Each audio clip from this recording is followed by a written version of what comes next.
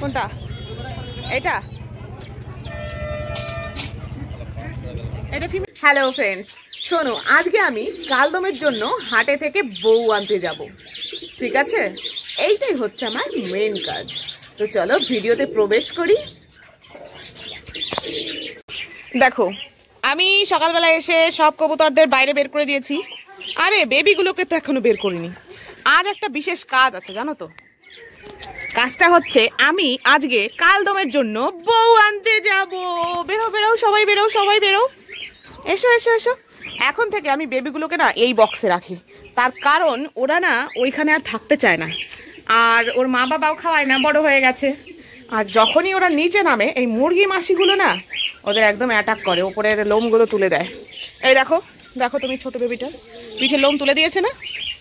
তো সবাই সবাই এখন খেতে ব্যস্ত, কিন্তু কালদম পাগল হয়ে গেছে, জানো না, পাগল হয়ে গেছে। ওমা, রিলস মামানি সামান্য দুটো খাবার নিয়ে চলে গেল ওর বেবিদের খাওয়ানোর জন্য। আর এই যে বাজিগর ককাটিল সবাই খাওয়ার জন্য পাগল হয়ে গেছে। তো কি করব আমরা এখন? এই কটা সফট ফুড আমি নিয়েছি, ডাল সেদ্ধ আর ভাত, মসুর ডাল সেদ্ধ। হ্যাঁ, এটা কোনো বাসি টাসি না, একদম আমি রান্না করেছি আমার ছেলের জন্য, সেটাই নিয়ে এসেছি। আর সেটা যেটা বলছিলাম, এদের আমি খাবার টাবার দিয়ে তারপরে চলো আমার সাথে কালদমের জন্য বউ নিয়ে আসি। যাবে তো? যদি আমি কালদমের জন্য কালদম জোড়া না পাই, তাহলে আমি নর্মালি একটা ফিমেল এনে দেব। তার কারণ কালদম এতটা খেপে গেছে, এতটা খেপে গেছে যে সেই বাচ্চাদেরকেও অ্যাটাক করছে। কাল দেখি একটা ঘুঘু পাখি এসছে কলোনিতে, সেই ঘুঘু পাখিদেরও মানে ধাওয়া করে বেড়াচ্ছে। ও মা, জল তো একদমই শেষ, এত জল খায় কে?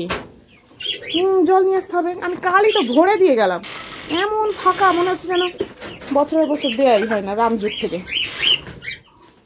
তো এখানে সফট ফুড দিয়েছি, কারণ এখন ছোট বাচ্চা শুধু ককাটিলের আছে, আর কারণেই সব বড় হয়ে গেছে। বাজিগররা না মানে ভাত মাত এগুলো সফট ফুড বাচ্চা হলে দিতে নেই বাজিগরদের।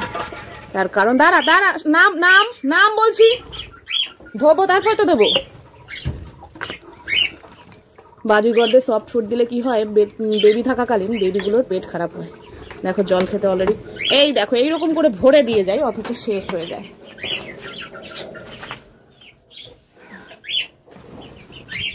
আর কবুতরদের এই জলটা একটু ফেলে দিই, ওদেরও ঘরে একটু জল দিয়ে রাখি, ওদের যখন ইচ্ছে হয় খায়, এটা ফেলে দিই।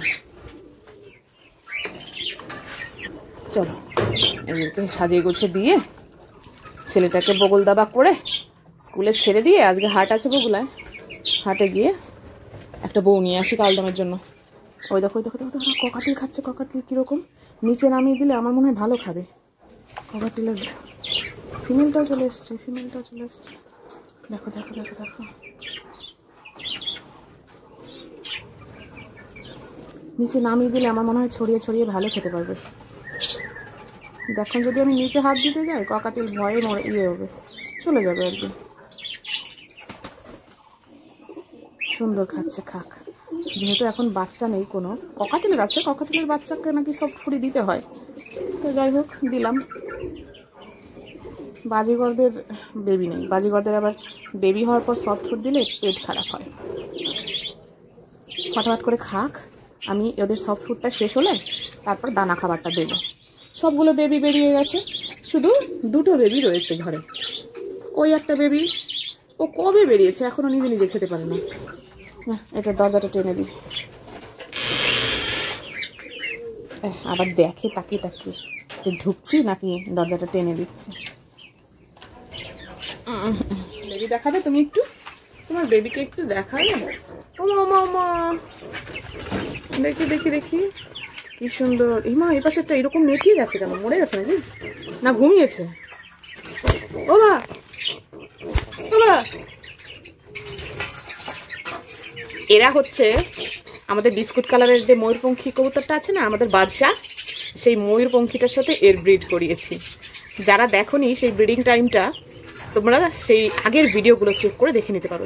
ওদেরই সেই যে ব্রিড করালাম, ওরা কিন্তু জোড়া না, আমি জাস্ট ওদের একসাথে রেখে ব্রিড করিয়েছি। দুটোই গরম ছিল, ব্রিডও করেছে, যেভাবেই হোক করেছে। তো করার পর এই যে ডিম পেড়েছে রিলস মামুনি, আর ওই বাচ্চা হয়েছে, দেখেছো?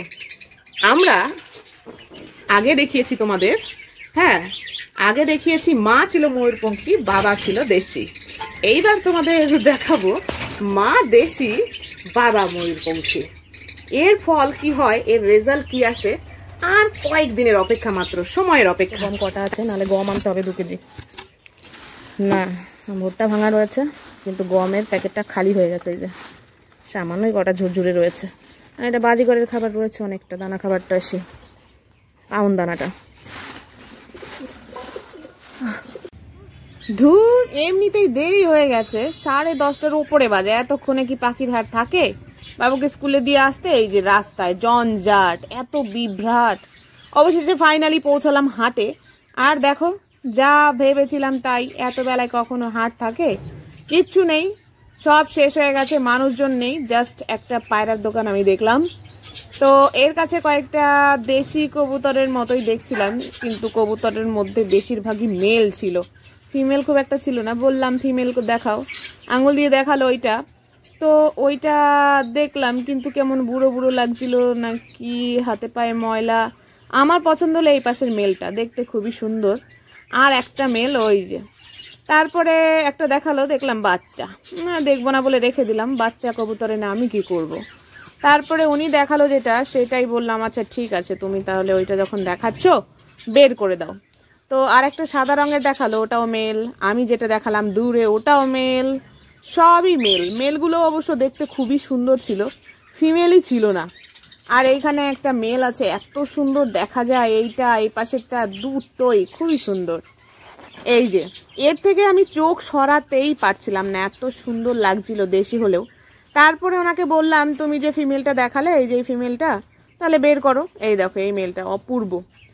তো বের করতে বললাম, উনি বের করে দেখালো। এই দেখো, সামনে থেকে ভালো লাগলেও ওর ডানা খুলতে যখন বললাম, তখন একটা ডানা মোটামুটি ভালো হলেও আর একটা ডানা একদমই ভালো ছিল না। দেখো কিরকম ময়লা মাখা। কবুতর কিনতে হয় ফ্রেশ, কারণ কবুতর ময়লা পছন্দ করে না। হ্যাঁ, পটি করে ময়লা করে সেটা আলাদা ব্যাপার, কিন্তু নিজের শরীরে ময়লা পছন্দ করে না। তারপরে একটু উড়িয়েও দেখালো। মোটামুটি ভালো থাকলেও আমার খুব একটা পছন্দ হলো না। আমি আমার কালদমের জন্য লাল টুকটুকে বউ নেব।